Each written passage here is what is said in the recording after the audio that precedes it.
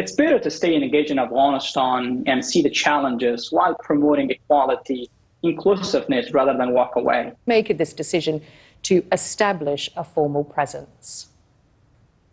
I think it's great news for a lot of Afghans. 2002 was the first time when the UNAMA, or UN Mission Assistance in Afghanistan, was created to support the Bonn Agreement. So I welcome this decision, and I think it's important to the Afghan communities, different ethnic groups, Afghan women.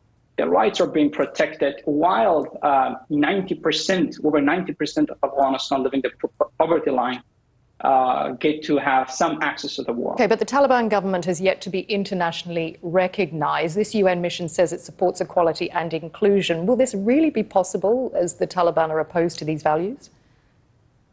If the Taliban are shouting for peace or democracy and security, and if they believe that, then you need to work with the United Nations and the international community. I think it's time for the Taliban to deliver in action.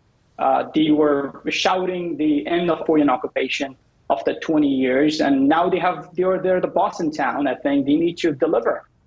If you're willing to work, if you're willing to bring peace, and if you're willing to bring jobs to the communities, I think this is a great opportunity. And at the same time, it's also a great way for the UN to engage in Afghanistan, bring the political leaders of Afghanistan who are in different countries, along with the Taliban, other activists and members of the media and the civil society organizations, to see what is the base path for Afghanistan.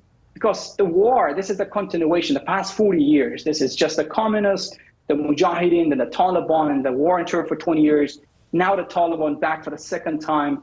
The Afghans are tired of war, and the generation that have been raised through the war, they see peace, talks, pens over bullets. And I think that's why it's time for the Taliban. Everything is under the Taliban, and they're the one that can decide they want peace or they want more insurgency and violence in Afghanistan, which is not good for Afghans who have paid the price for 40 years.